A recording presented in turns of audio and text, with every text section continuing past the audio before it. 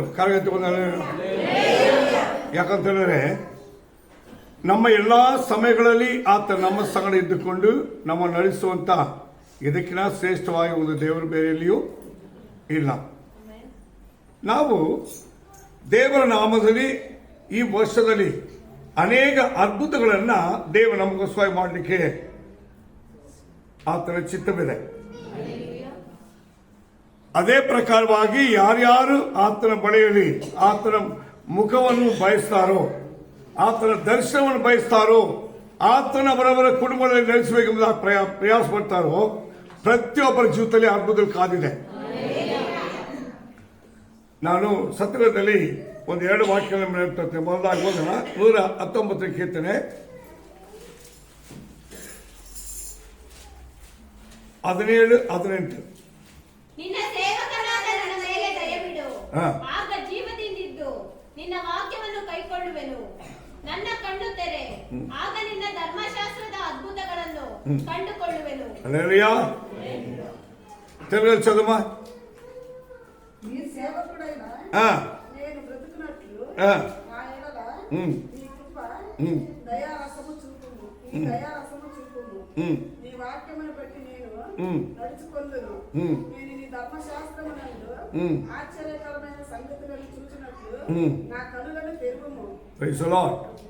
ಆದರೆ ದೇವರ ಮುಂದೆ ಅವರವರ ಮನಸ್ಸು, ಜೀವಿತ, ಕುಟುಂಬ ಒಂದೊಂದು ಕಾರ್ಯವನ್ನ ಆತನ ಮುಂದೆ ಸಮರ್ಪಿಸಿಕೊಡುತ್ತಾ, ನಾನು ನಿನಗೆ ದಾಸನು, ನಾನು ನಿನಗೆ ದಾಸಿ ಎಂಬುದಾಗಿ ನಾವು ಆತನ ಮುಂದೆ ಸಮರ್ಪಿಸಿಕೊಳ್ಳುವಾಗ ಬೈಬಲ್ ಹೇಳ್ತದೆ ನಮಗೆ ಅವರೆಲ್ಲ ಅನುಕೂಲ ಮಾಡ್ತಾರೆ.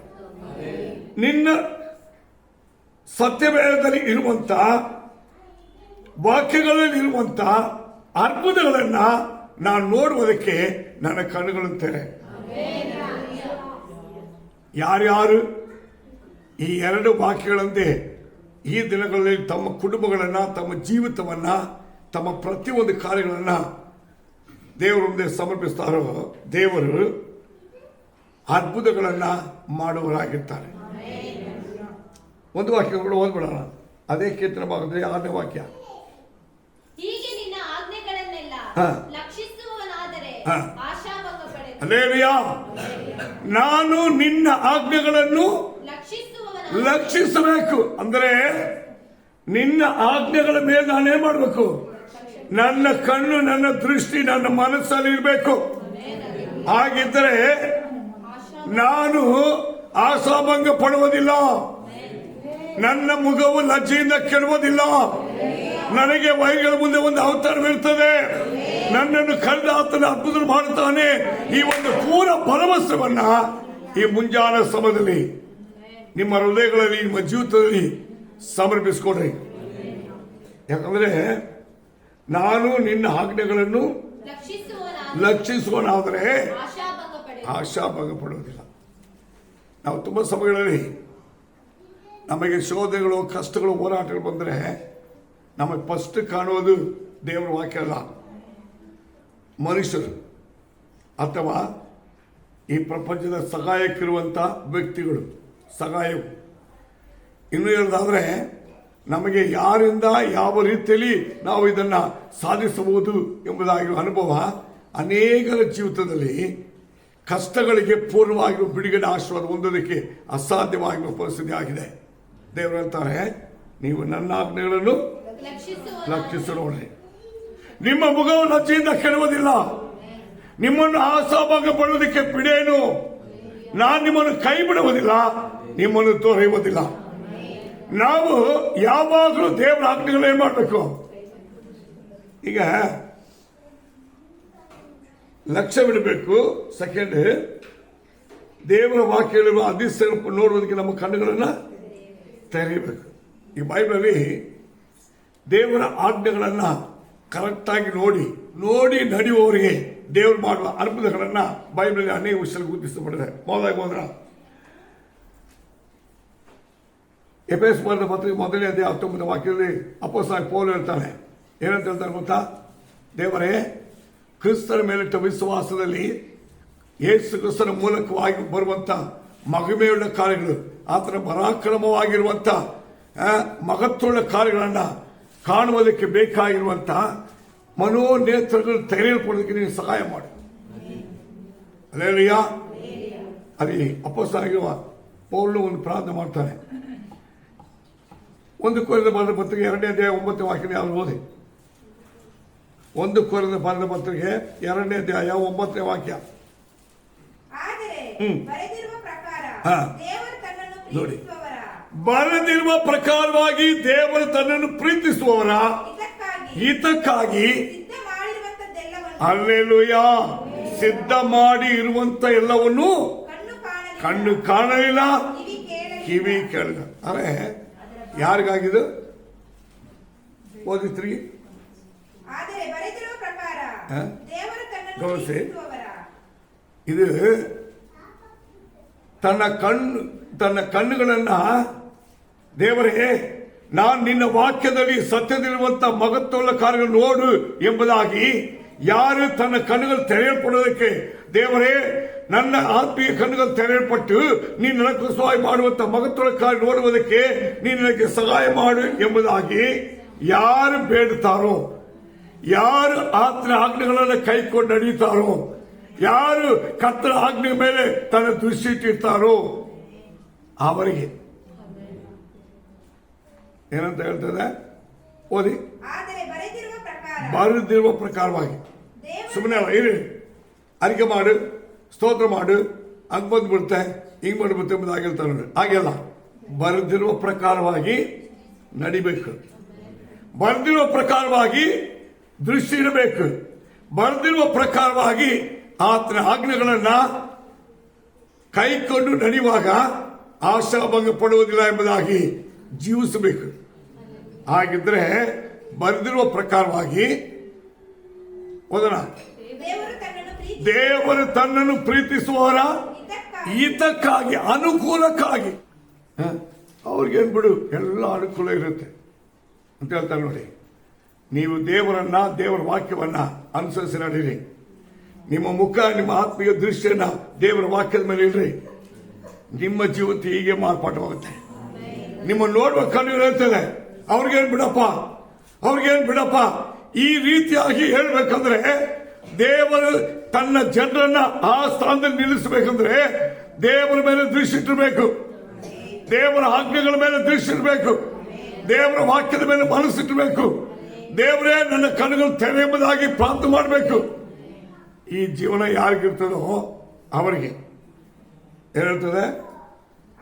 ಅವರ ದೇವರು ತನ್ನನ್ನು ಪ್ರೀತಿಸುವವರ ಹಿತಕ್ಕಾಗಿ ಸಿದ್ಧ ಮಾಡಿರುವಂತದ್ದೆಲ್ಲವನ್ನು ಕಣ್ಣು ಕಾಣಲಿಲ್ಲ, ಕಿವಿ ಕೇಳಲಿಲ್ಲ. ಸಿದ್ಧ ಮಾಡಿದ ಒಂದಲ್ಲ, ಎಷ್ಟು ಸಿದ್ಧ ಮಾಡಿರುವ ಎಲ್ಲವನ್ನು. ಆದರೆ ದೇವ ಜನರಿಗೆ ಏನೇನು ಬೇಕೆಂಬುದಾಗಿ ಸಿದ್ಧ ಮಾಡಲಿಕ್ಕೆ ದೇವರು ಹೇಳಿದ್ದಾರೆ. ಒಂದು ಅರ್ಥ ಮಾಡಿಕೊಳ್ಳಿ, ಪ್ರತಿ ಮನುಷ್ಯನಿಗೆ ಮಾಡುವ ಕೆಲಸ ಕಾರ್ಯಗಳನ್ನು ದೇವರು ಸಿದ್ಧ ಮಾಡ್ತಾರೆ. ಏನೇದಾಗಿ ಅವರ ಕೈ ಪ್ರಯಾಸಗಳನ್ನು ಅವರೇ ಅನುಭವಿಸೋದಕ್ಕೆ ಅನುಕೂಲವಾಗಿರುವ ಮಾರ್ಗವನ್ನು ಸಿದ್ಧ ಮಾಡ್ತಾರೆ. ಅವರು ದೇವರಲ್ಲಿ ಭಯಭಕ್ತರಾಗಿ ದೇವರ ಆಜ್ಞೆಗಳನ್ನು ಕರೆಕ್ಟಾಗಿ ಅನುಸರಿಸಿ ನಡೆಯುವುದಾದರೆ ಅವರು ಬೇಡುವುದಕ್ಕಿಂತ ಮುಂಚೆ ದೇವರು ಕೊಡೋಕೆ ರೆಡಿದ್ದಾರೆ. ಅವರು ಹೇಳುವುದಕ್ಕಿಂತ ಮುಂಚೆ ದೇವರು ರೆಡಿದ್ದಾರೆ. ನಾವು ಬೇಡುವುದಕ್ಕಿಂತ ಮೇಲಾಗಿ ಮಾಡುವುದಕ್ಕೆ ಸಮರ್ಥರಾಗಿದ್ದಾರೆ. ಇದನ್ನು ನಾವೇನ್ ಮಾಡಬೇಕಂದ್ರೆ, ನಡೆದು ನಮ್ಮ ಕಣ್ಣುಗಳಲ್ಲಿ ನಾವು ನಡೆಯುವ ದೇವರ ವಾಕ್ಯವನ್ನು ಅನುಸರಿಸುವ ಜೀವನದಲ್ಲಿ ಅದರ ಮಹತ್ವವಾಗಿ, ಅದರ ಆಳದಲ್ಲಿ, ಅದರ ಅನುಭವದಲ್ಲಿ ದೇವರಿಟ್ಟಿರುವಂತಹ ಅದ್ಭುತಗಳನ್ನು ಕಾಣಬೇಕು. Praise the lord. ಒಂದು ವಾಕ್ಯ ಕೊಡಬಹುದು. ಈಗ ಯಾರು ಓದೋಣ? ಅಪೊಸ್ತಲರು 9ನೇ ಅಧ್ಯಾಯ 17-18.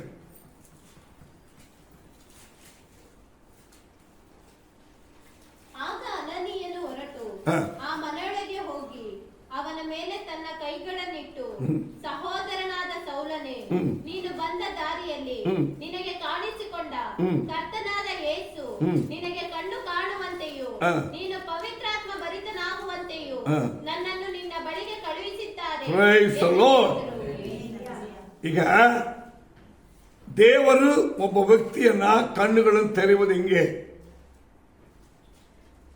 ಅಪೊಸ್ತಲನಾಗಿರುವ ಪೌಲನು ಸೌಲನಾಗಿ ಇದ್ದ ಕಾಲಗಳಲ್ಲಿ ದೊಡ್ಡ ಜ್ಞಾನಿಯಾಗಿಯೂ ಬುದ್ಧಿವಂತನಾಗಿಯೂ ನ್ಯಾಯ ಪ್ರಮಾಣವನ್ನು ಕಲಿತವನಾಗಿಯೂ ಅದರ ಪ್ರಕಾರವಾಗಿ ನನಗೆ ಯಾರು ನಡೆಯುವ ವಿಷಯದಲ್ಲಿ ಮಾಡುವ ವಿಷಯದಲ್ಲಿ ನನ್ನ ಮೇಲೆ ಯಾರು ಚಾಡಿಡಕ್ಕೆ ಆಗದ ರೀತಿಯಲ್ಲಿ ನಾನು ನಡೆಯುವಂಥವನಾಗಿದ್ದೀನಿ ಎಂಬುದಾಗಿ ಹೇಳಿಕೊಳ್ಳುವ ಅದೇ ಸೌಲನನ್ನ ದೇವರು ಏನು ಮಾಡ್ತಾರೆ, ಸೌಲನ ಮೇಲೆ ಒಂದು ಅಭಿಷೇಕ ಬೀಳುತ್ತದೆ.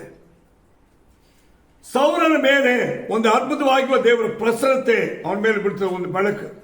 ಇದು ರಾತ್ರಿ ಅಲ್ಲ, ಹಗಲಿನಲ್ಲಿ. ಹಗಲಿನಲ್ಲಿ ಅವನ ಮೇಲೆ ಬೆಳಕು ಬಿದ್ದಾಗ, ದೇವರ ಪ್ರಕಾಶ ಬಿದ್ದಾಗ ಅವನ ನೆಲಕ್ಕೆ ಬೀಳ್ತಾನೆ. ಬಿದ್ದಾಗ ಅವನ ಕೈ ಕಾಲು ದೇಹ ಎಲ್ಲವೂ ಬಲ ಇಲ್ಲದೆ ಆಗ್ಬಿಡುತ್ತೆ, ಕಣ್ಣು ಕಾಣದೆ ಆಗುತ್ತೆ. ಆ ಸಮಯದಲ್ಲಿ ದೇವರು ಕೇಳ್ತಾರೆ, ಸೌಲೆ ಸೌಲೆ ಯಾಕೆ ನನ್ನನ್ನು ಹಿಂಸೆ ಪಡಿಸ್ತಾ ಇದ್ದೀನಿ? ಅದ್ರ ಮುಂಚೆ ಅವನು ಒಂದು ಪ್ರಶ್ನೆ ಹೇಳ್ತಾನೆ, ದೇವರೇ ನೀನು ಯಾರು ಎಂದು. ಅಂದರೆ ದೇವರು ಯಾರು ಎಂಬುದಾಗಿ ಅರಿಯುವುದಕ್ಕೋಸ್ಕರವಾಗಿ ಪ್ರಶ್ನೆ ಕೇಳುವವರಿಗೆ ಉತ್ತರ ಇರುತ್ತೆ. ದೇವರೇ ನೀನು ಯಾರು? ನೀನು ಮಹತ್ವದ ದೇವರಲ್ವಾ?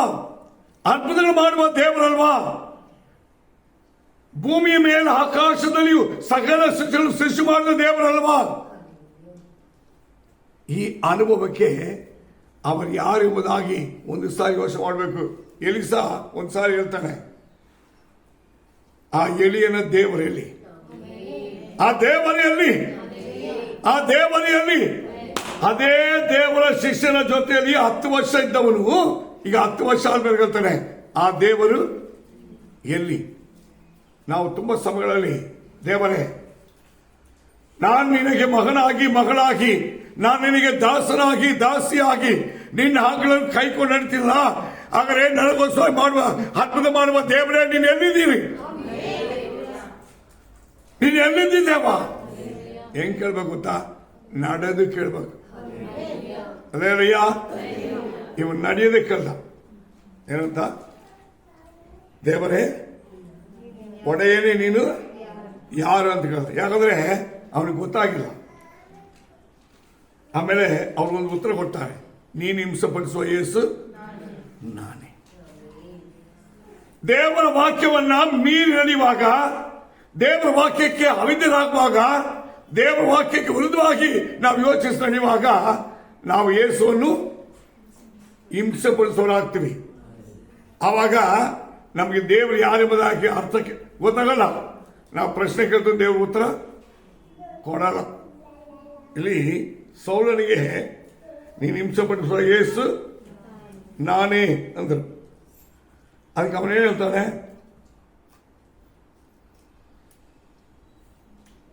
ಓದಿ ನೋಡಿ 5ನೇ ವಾಕ್ಯ.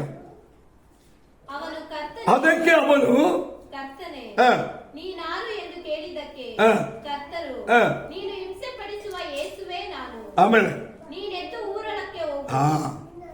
ಈಗ ಹೇಳ್ತಾರೆ, ನೀನೆದ್ದು ಊರೊಳಗೆ ಹೋಗು, ನೀನು ಮಾಡಬೇಕಾಗಿ ನಾನು ನಿನಗೆ ತಿಳಿಸ್ತೇನೆ. ಒಂದೆಲ್ಲ ಹಾಗಾದ್ರೆ ನಾವು ದೇವರ ವಾಕ್ಯದಂತೆ ನಡೆಯುವಾಗ ನಮ್ಮ ಹೆಸರು ನಡೀಕಲ್ಲ. ಅಲ್ಲಿ ನೋಡ್ರಿ, ಅವನನ್ನ ಒಬ್ಬ ಸೇವರ ಬಳಿಗೆ ದೇವರು ಕಳಿಸ್ತಾರೆ. ಕಳಿಸಿ ಅವನೇನ್ ಮಾಡ್ತಾನೆ, ಅವನ ಮೇಲೆ ಕೈ ಇಟ್ಟು ಪ್ರಾರ್ಥನೆ ಮಾಡ್ತಾನೆ. ಅಲ್ಲಿ ಏನ್ ನಡೀತಂದ್ರೆ ಅವನೊಂದು ಅದ್ಭುತವಾಗಿ ಒಂದು ಸಾಕ್ಷಿ ನುಡಿತಾನೆ. ನೋಡ್ರಿ, ಯಾರು ಕೂಡ ಓದೋಣ, ಅದನ್ನ ಓದಿ. 17-18 ಓದಿ. ಆಗ ಅನನೀಯನು ಹೊರಟು ಸೌಲನಿದ್ದ ಮನೆ ಒಳಗೆ ಹೋಗಿ ಅವನ ಮೇಲೆ ತನ್ನ ಕೈಗಳನ್ನು ಇಟ್ಟು, ಸಹೋದರನಾಗಿರುವ ಸೌಲನೇ, ನೀನು ಬಂದ ದಾರಿಯಲ್ಲಿ ನಿನಗೆ ಕಾಣಿಸಿಕೊಂಡು. ಅರ್ಥ ಮಾಡ್ಕೋಬೇಕು.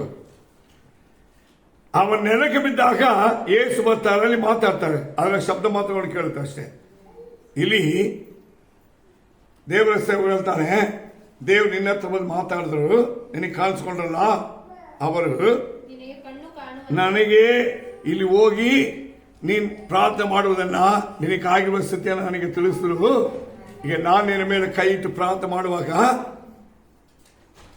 ಸತ್ಯದ ಇರ್ತದೆ, ಅವನ ಬೈಬಲ್ ಇರ್ತದೆ, ನೀವು ಅದು ವಾಕ್ಯ ಓದುವಾಗ ಕಣ್ಣು ಕಾಣುವಂತೆ ನಿನಗೆ ಕಣ್ಣು ಕಾಣುವಂತೆ. ನೀನು ಒಂದು ನಿಮಿಷ. ಈಗ ದೇವ ಜನರಿಗೆ ಆತ್ಮೀಕ ಕಣ್ಣುಗಳು ತೆರೆಯಲ್ಪಡಬೇಕು, ವಾಕ್ಯದಲ್ಲಿರುವ ಸತ್ಯವನ್ನು ನೋಡ್ಬೇಕಂದ್ರೆ ಆ ಕಣ್ಣು ದೇವರು ತೆರಿಬೇಕಂದ್ರೆ ಏನ್ ಮಾಡಬೇಕು? ದೇವರ ಸೇವಕರ ಮುಂದೆ ದೇವರ ವಾಕ್ಯಕ್ಕೆ ಅನುಸಾರವಾಗಿ ನಾವು ಸಮರ್ಪಿಸಿಕೊಂಡು ಪ್ರಾರ್ಥನೆ ಮಾಡಿಕೊಳ್ಬೇಕು. ನಾವು ತುಂಬಾ ಸಮಯ ಏನ್ ಮಾಡೋಣ, ಈ ಕೆಲಸ ಮಾಡೋಣ, ಪ್ರೇ ಮಾಡ್ಕೊಂತೀವಿ, ಆದ್ರೆ ಏನ್ ಮಾಡೋಣ, ನಮ್ಮನ್ನು ಪರಿಪೂರ್ಣವಾಗಿ ದೇವರ ವಾಕ್ಯ ಮುಂದೆ ತಗ್ಗಿಸಿ, ಅಪ್ಪ ನಾನು ನಡೆದಿರುವ ನನ್ನ ದಾರಿಯಲ್ಲಿ ನಿನಗೆ ಹಿಂಸೆಪಡಿಸುವ ಹಾಗೆ, ನಿನ್ನ ವಾಕ್ಯಕ್ಕೆ ವಿರುದ್ಧವಾಗಿ ನಾನು ನಡ್ಕೊಂಡು ಜೀವಿತದಲ್ಲಿ ನಿನ್ನ ನೋಯಿಸಿದ ಹಾಗೆ ಎಷ್ಟೋ ವಿಷಯ ಮಾಡ್ತೀನಯ್ಯ. ಈ ದಿನ ನಿನ್ನ ಸನ್ನಿಧಿಯಲ್ಲಿ ನನ್ನನ್ನು ಸಮರ್ಪಿಸಿಕೊಡ್ತೀನಿ. ಈ ಅನುಭವದೊಂದಿಗೆ ಯಾರು ತನ್ನ ದೇವರ ಸನ್ನಿಧಿಯಲ್ಲಿ, ದೇವರ ಆಲಯದಲ್ಲಿ, ದೇವರ ಸೇವಕರ ಮುಂದೆ ಪ್ರಾರ್ಥನೆ ಮಾಡಿಕೊಳ್ತಾರೋ ಅವರಿಗೆ ಅದ್ಭುತ ಕಾರ್ಯ ನಡೆಯುತ್ತೆ. ಯಾಕಂದ್ರೆ ಅವರ ಕಣ್ಣುಗಳು ತೆರೆಯಲ್ಪಡುತ್ತದೆ. ಈಗ ಗಮನಿಸೋಡಿ, ಈಗ ಸೌಲನ ಕಣ್ಣುಗಳು ತೆರೆದ ಮೇಲೆ ಏನ್ ನಡೆಯುತ್ತೆ? ಮುಂದಕ್ಕೆ ಓದಿ. ನಿನಗೆ ಕಣ್ಣು ಕಾಣುವಂತೆಯೂ ನೀನು ಪವಿತ್ರಾತ್ಮ ಭರಿತನಾಗುವುದಕ್ಕೋಸ್ಕರವಾಗಿ ಒಂದು ಅಲೆಲುಯ್ಯ. ಕಣ್ಣು ತೆರೆದವನಿಗೆ ಪರಿಶುದ್ಧಾತ್ಮ ಅಭಿಷೇಕ ಗೊತ್ತಾಗೋದು. ಕಣ್ಣು ತೆರೆಯಲ್ಪಟ್ಟವನಿಗೆ ಪರಿಶುದ್ಧಾತ್ಮನ ಉಂಟಾಗುವ ಅಭಿಷೇಕದ ಬಲ ಗೊತ್ತಾಗೋದು. ಕಣ್ಣು ತೆರೆಯಲ್ಪಟ್ಟವನಿಗೆ ದೇವರ ಸೇವಕರು, ದೇವರ ಮಹಿಮೆ ಗೊತ್ತಾಗೋದು. ಅನೇಕ ಜನರಿಗೆ ನಮ್ಮ ಈಗ ದೇವರ ವಾಕ್ಯದ ಕಣ್ಣು ತೆರೆಯಲ್ಪಟ್ಟಿಲ್ಲ. ತೆರೆದ ಕಾರಣ ದೇವರು, ದೇವರ ಸೇವಕರು, ದೇವರ ವಾಕ್ಯದಲ್ಲಿರುವಂತಹ ಸತ್ಯಾಂಶ ಇದೆಲ್ಲ ಅನೇಕ ವಿಷಯ ಅರ್ಥ ಆಗಲ್ಲ. ಯಾಕಂದ್ರೆ ನಮ್ಮ ಕಣ್ಣುಗಳು ತೆರೆಯಲ್ಪಡುವುದಿಲ್ಲ. ಬೈಬಲ್ ಇರ್ತದೆ. ಕೂಡಲೇ ಏನ್ ನಡೀತಾ ಓದಿ, ನೀನು ಪವಿತ್ರಾತ್ಮನ ಅಭಿಷೇಕವಾಗುವುದಕ್ಕೆ, ಪವಿತ್ರಾತ್ಮನ ಭರಿತನಾಗುವುದಕ್ಕೆ ನನ್ನನ್ನು ನಿನ್ನ ಬಳಿಗೆ ಕಳಿಸಿದ್ದಾರೆ. ಒಂದು ಅಲೆಲುಯ್ಯ. ಆಗ ಪ್ರತಿಯೊಂದು ದೇವ ಜನರಿಗೆ ಕಣ್ಣು ತೆರೆಯಲ್ಪಡೋದಕ್ಕೆ, ಪರಿಶುದ್ಧಾತ್ಮ ಅಭಿಷೇಕ ಹೊಂದೋದಕ್ಕೆ, ಸಾಕ್ಷಿಯಾಗೋದಕ್ಕೆ, ಅದ್ಭುತಗಳು ಕಾಣುವುದಕ್ಕೆ ದೇವರು ಸೇವಕರನ್ನು ಇಟ್ಟಿದ್ದಾರೆ. ನಾವೇನ್ ಮಾಡ್ತೀವಿ? ಅವರೇನೋ ಸೇವೆ ಮಾಡ್ತಾರೆ, ಅವರೇನೋ ಪ್ರಸಂಗ ಮಾಡ್ತಾರೆ ಅಷ್ಟೇ. ನಾವು ನಡೆಯೋದೇ, ನಾವು ಇರುವುದೇ, ನಾವು ಮಾಡದೇ ಸರಿ ಎಂಬುದಾಗಿ ತುಂಬಾ ಜನ ನಡೀತಾರೆ. ಆದರೆ ಅವರಿಗೆ ಆತ್ಮೀಯ ಕಣ್ಣು ತೆರೆಯಲ್ಪಡಲ್ಲ. ಪರಿಶುದ್ಧಾತ್ಮ ಅಭಿಷೇಕದ ಬಲದಲ್ಲಿ ನೆಲೆಗೊಂಡಿರೋಣ. ಯಾಕಂದ್ರೆ ಇದರ ಚಿಕ್ಕ ವಿಷಯ ಅಲ್ಲ. ದೇವರ ಸೇವಕರು ಹೋಗಿ ಸೌಲನ ಮೇಲೆ ಕೈ ಇಡ್ತಾನೆ, ಅವನಿಗೆ ಕಣ್ಣುಗಳು ತೆರೆಯಲ್ಪಡ್ತದೆ, ಅವನ ಮೇಲೆ ದೇವರ ಆತ್ಮ ಅಭಿಷೇಕ ಬರ್ತದೆ, ಸತ್ಯದ ಮುಂದೆ ವಾಕ್ಯಗಳು ಓದಿ ನೋಡಿ. ಕೂಡಲೇ ಅವನ ಕಣ್ಣುಗಳಿಂದ ಪರೆಗಳಂತೆ ಏನೋ ಬಿದ್ದವು. ಅಂದ್ರೆ ಕಣ್ಣು ಮೇಲೆ ಏನಿದಮ್ಮ? ಬೈಬಲ್ ಇದೆಯಲ್ವಾ? ಹೇಳ್ತಾರೆ ನೋಡಿ, ಕಣ್ಣಲ್ಲಿ ಕೊಬ್ಬು, ಅದಕ್ಕೆ ಅವರಿಗೆಲ್ಲ ಮಾತು ಕೇಳಲ್ಲ. ಅವರ ಕಣ್ಮೇಲೆ ಕೊಬ್ಬು ಮುಚ್ಕೊಂಡ್ಬಿಟ್ಟಿದೆ. ದೊಡ್ಡವರು ಚಿಕ್ಕವರು ಯಾರ ಮೇಲೆ ಗೊತ್ತಾಗಲ್ಲ. ಅವರ ಕಣ್ಣು ಕೊಬ್ಬು ಮುಚ್ಕೊಂಡ್ಬಿಟ್ಟಿದೆ. ಎಷ್ಟು ಉಪದೇಶ ಮಾಡಿದ್ರು, ಎಷ್ಟು ಖಂಡಿಸಿದ್ರು ಕೂಡ ಅವರ ಬುದ್ಧಿ ಕೇಳಲ್ಲ. ಹಾಗಾದ್ರೆ ವಿಶ್ವಾಸ ದೇವಜನ ಹತ್ರ ಏನಿರಬಾರ್ದು? ದೇವರು, ದೇವರ ಸೇವಕರು, ದೇವರ ವಾಕ್ಯ, ದೇವರ ಆತ್ಮ ಅಭಿಷೇಕ ಇವರ ಮಹಿಮೆಯನ್ನು ಕಾಣದೆ, ಅದಕ್ಕೆ ವಿಧೇಯರಾಗದೆ, ಅದನ್ನು ಅರ್ಥ ಮಾಡಿಕೊಂಡಿರುವಂತ ಕೊಬ್ಬು ಕಣ್ಣಲ್ಲಿ ಬರಬಾರ್ದು. ಅದಕ್ಕೆ ಕಣ್ಣಿನ ಆಸೆ ಅಂತ ಹೇಳೋದು. ತುಂಬಾ ಜನರಿಗೆ ದೇವರ ವಾಕ್ಯ ಅವಿಧರಾಗಿರುವಂತಹ ಗುಣ ಇದ್ರೆ ಅವರಿಗೆ ಕೊಬ್ಬು ಎಂಬ ಅಗಂಭಾವ ತುಂಬಿಸಿಕೊಂಡಿರುತ್ತೆ. ಅದಕ್ಕೆ ಕಾರಣ ಅವಿಧತ್ವ. ಅಲ್ಲೇಲುಯ್ಯ. ಇನ್ನೊಂದು ವಾಕ್ಯಗಳು ಓದೋಣ. ಅರಣ್ಯಕಾಂಡ 22ನೇ ಅಧ್ಯಾಯ 31ನೇ ವಾಕ್ಯ. ಅಲ್ಲೇಲುಯ್ಯ. ಯಾರ ಕಣ್ಣ ದೇವರು ತೆರೀತಾರೆ? ಫಸ್ಟ್ ಯೋಚನೆ ಮಾಡಿ. ಅದರ ಮುಂಚೆ ಇಲ್ಲಿ ಎಷ್ಟು ಮೊದಲಾಗಿ ದೇವರು ಯಾರ ಕಣ್ಣು ತೆರೆದಿದ್ದಾರೆ? ಕತ್ತೆ. ಯಾರ ಕಣ್ಣನ್ನ?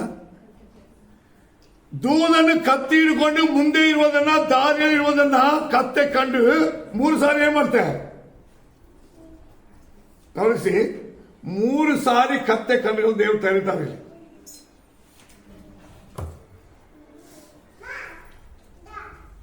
ಅವಾಗ ಇವನು ಕತ್ತೆಯನ್ನ 3 ಸಾರಿ ಆದ್ಮೇಲೆ ಒಡೆಯಕ್ಕೆ ಸ್ಟಾರ್ಟ್ ಮಾಡ್ತಾನೆ. ಆವಾಗ ದೇವರು ಈ ಕತ್ತೆ ಬಾಯನ್ನು ಬೇಕು ತೆರೀತಾರೆ. ಗಮನಿಸಬೇಕು, ಕತ್ತೆ ಕಣ್ಣನ್ನು ತೆರೆದ ದೇವರು, ಕತ್ತೆ ಬಾಯನ್ನು ತೆರೆದ ದೇವರು ನಮ್ಗಂತ ಹೇಳಲ್ವಾ? ಕೂತ್ಕೊಂಡು ಪ್ರೇ ಮಾಡ್ರಿ. ಈ ವರ್ಷ ನಡಿ ನೋಡ್ರಿ, ನಿಮ್ಮ ವಿಶ್ವಾಸ ಕರೆಡ್ತೇನೆ, ನೀವು ಪ್ರಾರ್ಥನೆ ಕರೆತಿದ್ರೆ, ನೀವು ಸೇವಕರ ಮಾತು ಕೇಳಿ ಎಡಕ್ಕೆ ಬಲಕ್ಕೆ ಹೋಗಂತೆ ಜೀವನವಿದ್ದರೆ, ನೀವು ದೇವರ ಸನ್ನಿಧಿಯಲ್ಲಿ ಕೊಡುವುದಕ್ಕೂ ಭಕ್ತಿ ಮಾಡುವುದಕ್ಕೂ ನಿಮ್ಮ ಹಸ್ತವು ಮಕ್ಕಳು ದೋಷರಹಿತವಾಗಿರುವುದಾಗಿದೆ. ನೀವೊಂದ್ಸಾರಿ ಪರಿಶೋಧನೆ ಮಾಡ್ರಿ. ಬಿಲಾಮನು ವಿರೋಧವಾಗಿ ನಡಿಗೆ ಹೋಗ್ತಾನೆ, ದೇವರ ಅವನ್ನ ತಡೆಯುವುದಕ್ಕೋಸ್ಕರ ಕಣ್ ತೆರೀತಾರೆ.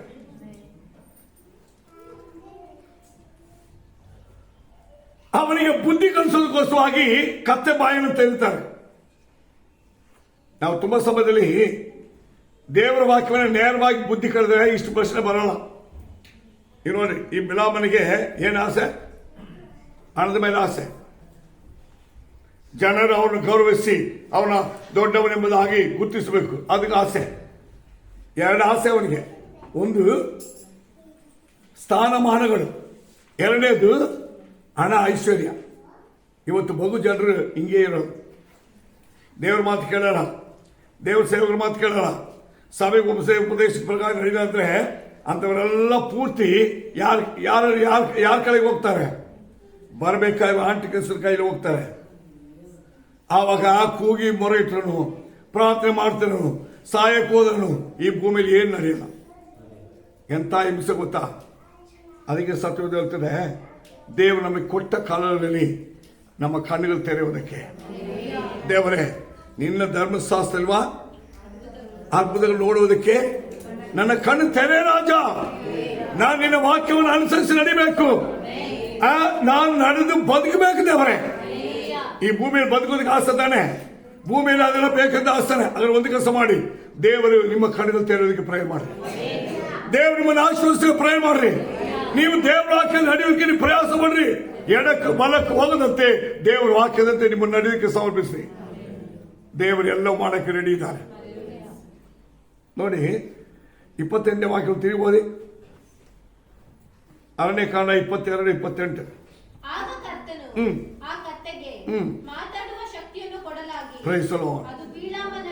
ಅದು ಬಿಲಾಮನನ್ನು ನೀನು 3 ಸಾರಿ ನನ್ನನ್ನು ಹೊಡೆದಿಯಲ್ಲ, ನಾನು ನಿನಗೇನು ಮಾಡಿದೆ ಎಂದು ಕೇಳಿತು. ಯಾರು ಕೇಳ್ತಾರಮ್ಮ? ಈಗ ದೇವರ ವಿರುದ್ಧವಾಗಿ ನಡ್ಕೊಂಡ್ರೆ ನಾನೇ ಕಲ್ಲುಗಳು ತಿರುಗಿ ಮಾತಾಡುತ್ತೆ, ಗೋಡೆಗಳು ಮಾತಾಡುತ್ತೆ. ನೀವು ಯಾವ ರೀತಿಯಲ್ಲಿ ಯಾವ ಮನುಷ್ಯರು ಯಾರ ಮುಂದೆ ದೇವ್ರ ವಾಕ್ಯಕ್ಕೂ ಸಭೆಗೂ ಉಪದೇಶಕ್ಕೂ ಕರೆಕ್ಟ್ ಆಗಿ ನಡೆದಿಲ್ಲ ಅಂದ್ರೆ, ನೀವು ಎಲ್ಲೆಲ್ಲಿ ದಾರಿ ತಪ್ಪಿ ಎಲ್ಲೆಲ್ಲಿ ನಡ್ಕೊಂಡ್ರು ಅಲ್ಲೆಲ್ಲ ದೇವರ ಶಬ್ದವು ಸಾಕ್ಷಿಯಾಗಿ ಹೇಳುತ್ತೆ. ಯಾಕಂದ್ರೆ ಮಾತಾಡದೆ ಕತ್ತೆ ಮಾತಾಡುತ್ತೆ. 3 ಸಾರಿ ನಾನು ಹೊಡೆದಿಯಲ್ಲ, ನಾನು ನಿನ್ಗೇನು ತಪ್ಪು ಮಾಡಿದೆ. ಅದಕ್ಕೆ ಅವನೇನು ಹೇಳ್ತಾನೆ ಗೊತ್ತಾ? ನೀನು ಇಷ್ಟ ಬಂದಂತೆ ಏನ್ ಮಾಡಿದ್ಯಾ? ನನ್ನನ್ನು ಆಡಿಸಿದ್ಯಾ? ನನ್ನ ಕೈಯಲ್ಲಿ ಕತ್ತಿದ್ದರೆ ನಿನ್ನ ಕೊಂದು ಕಡ್ದು ಹಾಕ್ಬಿಡ್ತಾ ಇದ್ದೆ. ಇವನೇ ಕತ್ತಿ ಬಗ್ಗೆ ಮಾತಾಡ್ತಾನೆ. ಅದಕ್ಕೆ ದೇವರು ಇವನ ಕಣ್ಣನ್ನು ತೆರೀತಾರೆ. ತೆರೆದಾಗ ಮುಂದ್ಗಡೆ ದೇವರು ಏನ್ ಮಾಡಿದ್ರೆ ಕತ್ತಿ ತಗೊಂಡು ನಿಂತಿರ್ತಾನೆ. ಅಲ್ಲೇಲೂಯಾ! ಎಂತ ಅದ್ಭುತವಾಗಿರೋ ಬುದ್ಧಿ ಕಲಿಸೋ ನೋಡ್ರಿ. ಬೈಬಲ್ ಇರ್ತದೆ, ಅವನು ಹಾಕೊಳ್ತೀವಿ ವಾಪಸ್ ಹೋದ್ರ ಇಲ್ಲ. ಅವನು ಹೇಳ್ತಾನೆ, ಈಗ ನೀನು ಹೇಳ್ದೆ ವಾಪಸ್ ಹೋಗ್ತೀನಿ. ಇವನು ಹೋಗಿ ಇಷ್ಟ ಇಲ್ಲ. ನಾವು ಸ್ವಲ್ಪ ಸಮಯ ಯೋಚನೆ ಮಾಡೋಣ. ಅನೇಕ ಸಮಯಗಳಲ್ಲಿ ದೇವರು ತನ್ನ ವಾಕ್ಯವನ್ನು ಕೇಳಿ ಅದರಂತೆ ನಡೆದಿದ್ರು ಕೂಡ ಅನೇಕ ವಿಷಯದಲ್ಲಿ ದೇವರು ಪ್ರತಿಯೊಬ್ಬರು ತಪ್ಪಿಸಿದ್ದಾರೆ. ಕಳೆದ ವರ್ಷ ಕಳೆದಗಳನ್ನು ಪರಿಶೋಧನೆ ಮಾಡಿ ನೋಡ್ರಿ. ಎಷ್ಟೆಷ್ಟು ವಿಷಯದಲ್ಲಿ ನಾವು ದಾರಿ ತಪ್ಪಿ ನಡೆದಿದ್ವಿ. ಎಷ್ಟೆಷ್ಟು ವಿಷಯಗಳಲ್ಲಿ ದೇವರಿಗೂ ದೇವರ ಸಭೆಗೂ ದೇವರ ನಾಮಕ್ಕೆ ತಕ್ಕ ರೀತಿಯಲ್ಲಿ ನಾವು ನಡೆಯುವ ಜೊತೆ ಯಾವ್ಯಾವ ವಿಷಯ ನಾವು ಕೊರತೆಯುಳ್ಳವಾಗಿ ನಡ್ಕೊಂಡಿದ್ವಿ. ಆದರೂ ದೇವರು ನಮ್ಮನ್ನೇ ಮಾಡಿಲ್ಲ, ಕೈ ಬಿಟ್ಟಿಲ್ಲ. ಮನ ತಿರುಗಿಕೊಂಡ್ರಿ. ಮಾತ್ರ ದೇವರ ಮುಂದೆ ಸಮರ್ಪಿಸ್ರಿ. ದೇವರೇ, ನನ್ನ ಕಣ್ಣುಗಳು ತೆರೆ ರಾಜ. ನಾನು ಬುದ್ಧಿಹೀನನಾಗಿದೆ ಅಲ್ಲ ದೇವರೇ, ನಿನ್ನ ಆತ್ಮದ ಬಲದಲ್ಲಿ, ನಿನ್ನ ವಾಕ್ಯದ ಬಲದಲ್ಲಿ, ನಿನ್ನ ಸತ್ಯದ ಬಲದಲ್ಲಿ ನಾನು ನಿಂತು ನಡೆಯಬೇಕಾಗುವ ಆತ್ಮೀಕ ಕಣ್ಣುಗಳ ತೆರೆದೇ ಅವರೇ. ಇವತ್ತು ನಮ್ಮನ್ನ ಪರಿಶೋಧನೆ ಮಾಡೋಣ. ದೇವರೇ, ನನ್ನ ಕಣ್ಣುಗಳು ತೆರೆಯ. ನಿನ್ನ ಧರ್ಮಶಾಸ್ತ್ರದ ಅದ್ಭುತ ನಾನು ಕಾಣಬೇಕು. ನನ್ನ ಕಣ್ಣು ತೆರೆಯ.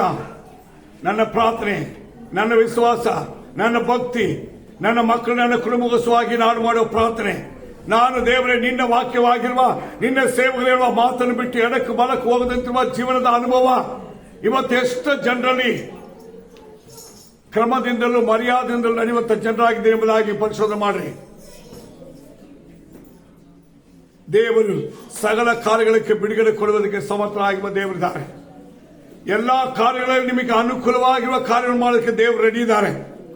ದೇವರೇ, ನಾನು ನನ್ನ ಜೀವಿತವು, ನಾನು ನನ್ನ ಕುಟುಂಬವು, ನಾನು ನನ್ನ ಮಕ್ಕಳು, ದೇವರೇ ನಿನ್ನ ಮುಂದೆ ಹೇಗಿದ್ದೀವಿ ಎಂಬುದನ್ನ ಈ ದಿನ ಒಂದೇ ಸಾರಿ ಪರಿಶೋಧನೆ ಮಾಡ್ರಿ. ನಾವು ಪ್ರಾರ್ಥನೆ ಮಾಡೋಣ. ಭೂಪರಲೋಕದ ಒಳಗಿನ ಅಕ್ಷರಶತ ದೇವರ ಒಳ್ಳೆ ಸಮಯಕ್ಕೆ ಸ್ತೋತ್ರಯ್ಯ.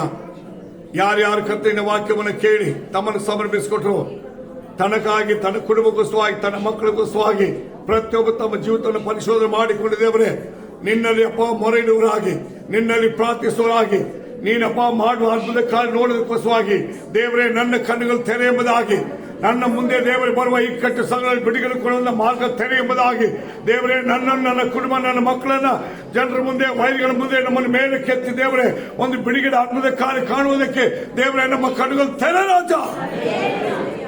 ನಮ್ಮ ಕಣ್ಣುಗಳು ತೆರೆ ಕರ್ತನೆ. ನೀ ನಮಗೆ ಸಹಾಯ ಮಾಡಯ್ಯ, ನೀ ನಮಗೆ ಸಹಾಯ ಮಾಡಯ್ಯ. ಪ್ರತಿಯೊಬ್ಬರನ್ನು ಕರ್ತಪ್ಪ ನಿನ್ನ ಕೈ ಒಪ್ಪಿಸ್ತೇನೆ. ಮಗತ್ತೊಳ ಕಾರ್ಯ ಮಾಡು, ತಡೆಗಳು ಮುರಿದಾಪಡಲಿ, ಜಯ ಕೊಡಕ್ಕೆ ನಡೆಸಿ ಸಹಾಯ ಮಾಡು. ಯೇಸು ನಾಮದಲ್ಲಿ ತಂದೆ, ಆಮೆನ್, ಆಮೆನ್.